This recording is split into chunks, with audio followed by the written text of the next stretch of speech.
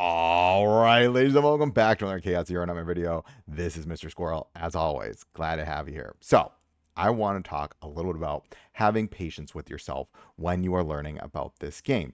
This game is very different than many games we have had in the past. In fact, it treats gameplay very similar to Slay the Spire, and unlike many turn-based games, which this game is in essence a turn-based game, it doesn't have passives, and it is a complete flip on your brain to learning how to kind of play and be good. And I know there's going to be this whole argument of get good, but I want to kind of help people understand if you may be struggling or you're feeling frustrated. Because I'm going to show something right now. And I remember watching this a while back and I was like, I don't even know how they did that. So I want to show something. Okay, here we have a video from Oreo Pancakes. And they're showing in this clip how they essentially did 690% damage and 18 hit Mei Lin with her Rising Dragon Spire kick. This for me was like, oh my god, how did they do that? Like, how do you get 18 cards, right? Like, my brain was blown away by this, right? And we're going to watch this real quick, and I just want to show something about this. I'm actually going to turn the volume off, and we're just going to sit here. So if we see this here, and you watch this, and you're just like, oh my god, oh my god, oh my god, right? Now, this was pre me ever raising up Mei Lin. And when I watched this, my brain was just like, how does this even happen? And I want to talk a little about your brain and why you need to be patient with yourself when you're watching content creators and other people play this game. And you're just like, I don't even know how they got there. So I want to highlight something. Now, in learning, there is this thing called zone of proximal development. I just pulled this off of Google. You can look this up. Now, there are 3 circles you need to kind of understand. So these circles go over what you can and cannot learn. Now, you can always learn things. Everyone can learn everything. But there is a rate at which you can learn these things requiring backwards knowledge, or how much current knowledge you have on a subject matter, and then what you're visibly watching is, and if there is a gap, you can't actually process what's happening. So for instance here, in this center circle, you see something and you're like, I can totally do that. And you're like, yeah, I can totally do this. Oh my God, totally do this, right? Because you are technically at the center of this circle, and where the thing that you're watching or doing is in that circle. It is within bound. The closer you get to the boundary of that blue circle, the harder the tasks get. Closer you get to the center, easier the tasks get.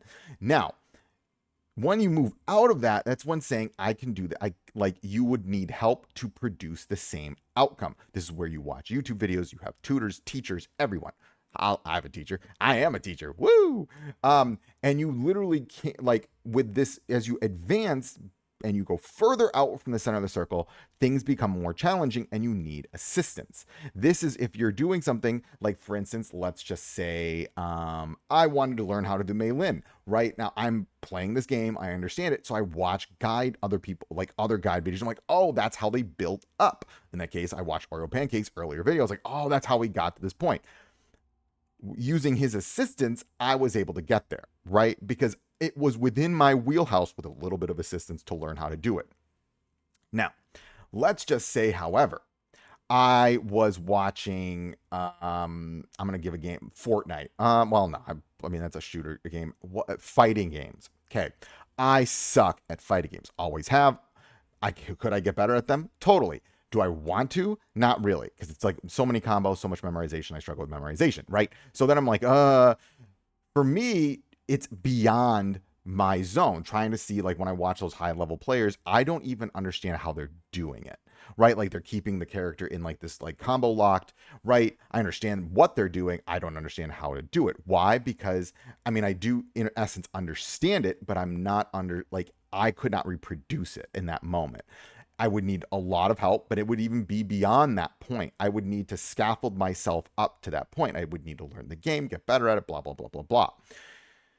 So I say all of this because when this game came out, it I think flipped the RPG mechanics on its head. And I want to highlight a little bit about why that is. Because let's go look at some characters in game. Now, what's different about this game is that Unlike other games, these are quote unquote your passives. This is your character. These 8 cards are your characters. You can modify these cards, you can do different things. But even the manifest egos, so these are like when you get dupes, they modify the cards, not so much the character. They are modifying what is happening with these cards. And so, for instance, like Flame Dragon Sovereignty at E1 now has a critical hit on Ravaged target. So then what happens is you go to Flame Dragon Strike, and there in it, you will see guaranteed critical destroy, retain Ember. Boom, it modified the card with the manifest ego. There isn't really passives in this game, and that really reshapes how you have to think about a character, right? It makes it more challenging when you're trying to watch other content creators do things in this game. Now, I'm actually going to show my improvement and how I got to this point by using Zone of Proximal Development, going through this, but I want to highlight one other thing. When you're seeing, we're going to show my current save deck here. Finally got it. Finally got it. I'll do another video talking about this build, but you can see here, I have 3 of these now, Unity of Attack and Defense, and it just allows me to generate so many basic cards, and it allows me to make this massive Rising Dragon Spire. And even this deck needs more help. It's still a work in progress. I still need to do more chaos runs. It's taken me a while to hit this. And what I want to say about this, and I want to show one other thing, is that when we think of social learning theory, we learn from watching other people. We are one of the only creatures on the planet that is able to do this, where we modeling. It's called modeling. So I watch someone model a behavior, model an action, model something, a skill. I can then watch that and reproduce it as long as it's within my zone. However, there is also mentalities, behaviors that we pick up. And one of the things I just want people to be careful of is that when we watch these players do these amazing things, their zone is really high. They're all the way up there. The center of their circle has moved way up. And it will create for you challenges because you're like, why can't I do these things? And in many cases, that will actually cause you, because you cannot reproduce the modeled behavior, you will get frustrated, right? And all I want to say is to be patient with yourself. Patience is the most important thing. Failing, learning from mistakes. Do you know how many times I have screwed up in the chaos and like, oh my God, zero mode, chaos mode, the new mode. And I sit there and I blame myself. I'm like, oh, I'm making content. How can I make this mistake? And what that does is it adds negative stress to your learning processes. It actually limits what you are able to do because we are social creatures. We are social beings. And when we put almost too much emphasis on watching someone else, it's like, why can't I be like that? Why can't I do that? You will actually limit your ability to learn because you are now having negative stressors that are shaping your own reaction to something. And so what I want to kind of say with this is that be patient with yourself. And I know this might be a nothing burger of a whatever, but I'm just telling you, you need to be patient with yourself as you process. We get a new character, they're going to add the cards are going to add new things, and you're going to be like, why can't I keep up as fast? Just be patient. Take your time. Learn things. It's okay if you're not first, right? This isn't the Ricky Bobby quote of if you ain't first, you're last, right? It's not that. We're not doing this, right? And what I want to show is my progression of learning, especially towards Maylin. I've also been building up Maylin. I've also been doing these things. I'll do another video talking about Maylin and Veronica and this team build and yada, yada, yada, even though it's already well out there. But I want to highlight for people, you need to be patient with yourself because as long as you are letting, you're moving that dot up, and you're increasing the zone for yourself, watch videos. But again, be patient with yourself. Even if you're not there, you just have to keep expanding your zone so that you can learn more things. And you know how you do that? By not adding negative stressors to the learning process, instead being patient with yourself and letting yourself learn. And so I want to highlight my own progress, even because I'm a Goomba, I could do this. And so I want to show where I'm at. So here, let's show my progress on Maylin. Okay. And again, I'm going to emphasize this. And I know people are going to be like, well, Maylin's easy, da da da da da. You know what? That's for everybody. That's fine. And on this channel, we are about failing and we are about learning. And I want to create a space where it's okay to make mistakes, okay to push back. It's okay to just to fail. It's okay. Be patient with yourself, guys. It's okay. All right. So get our dragon up. All right. Let's get Veronica set up, and then let's also get Mika set up. Now, I'm going to increase AP. I'm going to generate. Does this give me AP? We give one mark here. Can I actually get anything going? Oh, good. We'll do this. We'll actually expand here. Or we'll limit his. I'll just throw some cards out. Okay. Now, here we go. All right. Okay. We're set up here to do a ton of drawing. All right. Pendant. So that way I increase the ballistas and the reload. Oh, baby. Here we go. Now, let's see if I can draw. I'm looking for the increased attack. Let's see if I can get that. All right, we got the flame dragon. Can I pull the kick? Now, again, I want to highlight something here. We get 1 AP. Can I get some drawing? I did not get the draw. Okay, let's pause until I get back to the draw. Okay, so this isn't going to be perfect, but it's going to get somewhere. And I want to highlight this. So again, am I getting to 18? No, but I'm going to get up there. So here's how we're going to start this off. I am going to first get her attack up so we can get the multiple hits when she does her cards. All right, now you can see here I have 3 AP. This is perfectly set up. I go for the spirit here. All right, I'm going to put up the Flame Dragon Guard. I am now going to draw more cards. I'm going to draw create the basic strikes here. Boom, boom, boom, boom. All right, wait. Now, we got 6 here, which is pretty, this is where I like this. I mean, I usually hit around 6 to 7 when I get the setup perfectly. All right, here we go. Now, this is going to be a 6 hit. Now, is it perfect? No, but I'm getting up there. Now, also notice Veronica now has 3 ballista shots.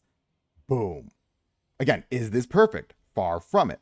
But it is a heck of a lot better. This is zone. I'm increasing my zone by watching guides, allowing myself to not let the negative stressors of not being perfect influence my own learning. It is just because I'm not at the tippy top at this given moment doesn't mean it's not there yet. And you can learn, you can get better by, again, just being patient and allowing your zone to expand without adding the negative stressors of not being the best in a given moment. That's what I want to highlight here. Okay, now let's see if I can actually survive this. I highly doubt it, but we're gonna try to see what we can pull off here.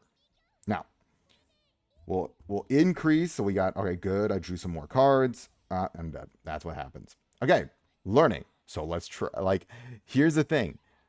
Can you be frustrated in this given moment with yourself and be like, oh, I should have known better, blah, blah, blah, blah, blah. Yeah, of course you can. Should I have saved that other card and set up the combo perfectly? Of course I can. So let's go back. Okay. So we'll see if this one works. Now, I was able to put I'm going to just show you which card I put on him. Again, this is about learning, watching videos, growing. Wander of the Void. He can't increase his action count now. So now I have some leeway here to draw more cards and hopefully pull the Rising Dragon. Okay, we got it. Do I get the AP here? Yes. Okay. Now here we go. Again, perseverance, growth, boom. All right. Now we're going to throw this. 1, 2. Okay. 1, 2. Okay. Now let's look. She's at 11. And what happens here, ladies and gentlemen? Goodbye. And again, it's all about being patient with yourself. All right, folks. I want to leave it at the windscreen here to show growth is possible. You don't let the negative stressors influence your brain and limit you from growing, because the detriment to learning is the idea that failing isn't a part of the process. All right, ladies and gents. and I think it is totally apt in name. Remember, failing is just your first attempt in learning.